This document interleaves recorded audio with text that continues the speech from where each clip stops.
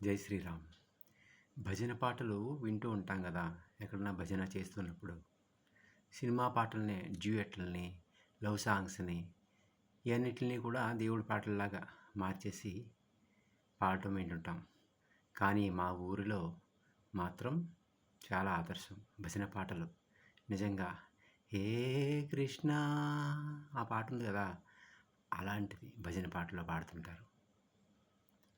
అలాగే దశావతారాలు పాట, మొత్తం దశావతారాలు అన్నింటి గురించి కూడా వివరంగా పాడుతూ ఎంతో తన్మయం వినేవాళ్ళకి కూడా కలిగేలాగా అలాంటి గొప్ప దశావతారం పాట కూడా పాడుతూ జననీ శివకామిని ఇలాంటివే కేవలం దేవుడి పాటలు, డైరెక్ట్గా దేవుడి పాటల్ని ఎన్నో పాడుతూ వినేవాళ్ళకు కూడా తన్మయం కలిగేలాగా పాడేటువంటి పాటలు, భజన పాటలు మా ఊర్లో వినిపిస్తుంటాయి.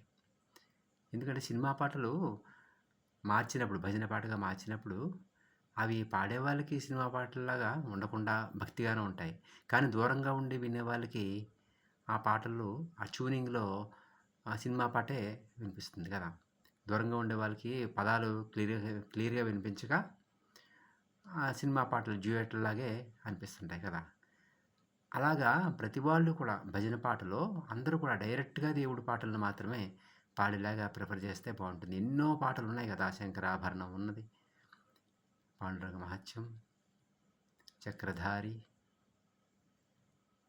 సంపూర్ణ రామాయణం, లవకుశ, ఇంకా ఎన్నో డైరెక్ట్గా దేవుడి పాటలు, దేవుళ్ళు సినిమా, ఇలా ఎన్నో దేవుడి పాటలు డైరెక్ట్గా ఉన్నవి ఎన్నో ఉన్నాయి కదా.